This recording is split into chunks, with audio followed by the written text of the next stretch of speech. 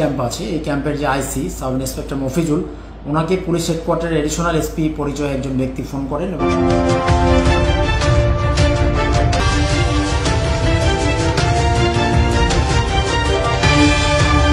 ধন্যবাদ আপনাকে। কয়েকদিন পূর্বে জাকারিয়া আহমেদ নামের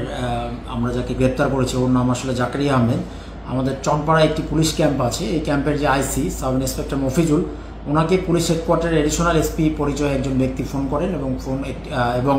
যে নাম্বারটি থেকে ফোন করেন ওই নাম্বারটিতে পুলিশের একজন এডিশনাল এসপি পোশাক পরিহিত একজন ব্যক্তির ছবি ছিল এবং নাম্বারটিও আমাদের পুলিশের, আপনারা জানেন যে আমরা যে সরকারি নাম্বারটা ইউজ করি 01320 সিরিজের, এই সিরিজের একটি হোয়াটসঅ্যাপ নাম্বার থেকে আমাদের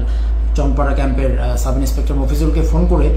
বেশ কিছু নাম্বারের লাস্ট কল লোকেশন তাকে প্রোভাইড করে। এই জিনিসগুলো অত্যন্ত স্পর্শকাতর এবং গোপনীয় বিষয়, এগুলো সাধারণত পুলিশ সদস্য ব্যতীত অন্য কারো কাছে থাকাটা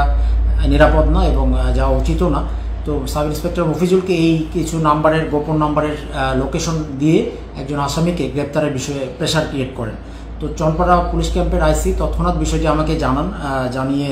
বলেন যে আমার কাছে পরামর্শের জন্য ফোন করেন। আমি তখন বিভিন্ন বিষয়ে তাকে প্রশ্ন করে আমার কাছে বিষয়টা নিয়ে একটু সন্দেহের সৃষ্টি হয় যে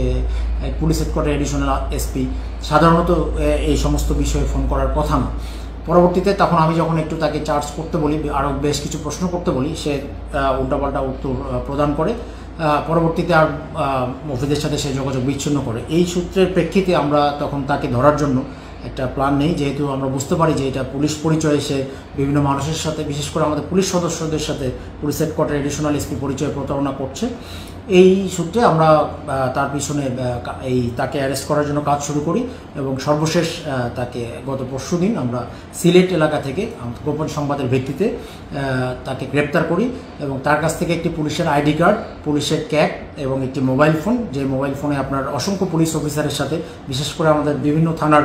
অফিসার ইনচার্জদের সাথে এবং বিভিন্ন জেলার অতিরিক্ত পুলিশ সুপার এবং এমনকি অনেক জেলার পুলিশ সুপার স্যারদের সাথেও সে পুলিশ পরিচয়ে বিভিন্ন প্রতারণামূলক কার্যক্রম করেছে, এই মর্মে আমরা প্রমাণ পেয়েছি এবং তার কাছ থেকে ভুয়া পুলিশের আইডি কার্ড এবং পুলিশের একটি ক্যাপ আমরা উদ্ধার করতে পেরেছি। এবং আপনি তার নামে আমাদের রূপগঞ্জ থানায়ও মামলা আছে এবং আমরা তার পিসিপিআর করে দেখলাম যে তার বিভিন্ন থানায় তার নামে বেশ কয়েকটি মামলা আছে এবং এই যে ভুয়া পুলিশ পরিচয় যে সে ইউজ করেছে এই বিষয়ে তার বিরুদ্ধে আইনগত ব্যবস্থা নেওয়ার প্রক্রিয়া চলমান রয়েছে।